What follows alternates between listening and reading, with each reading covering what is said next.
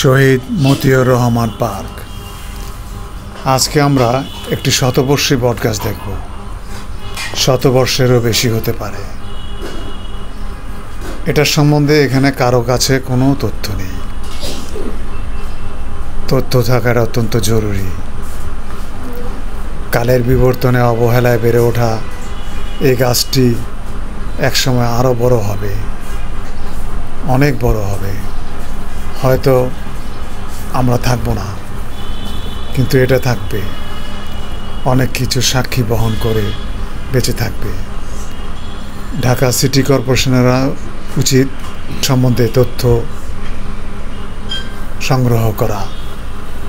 Litu Khandakar,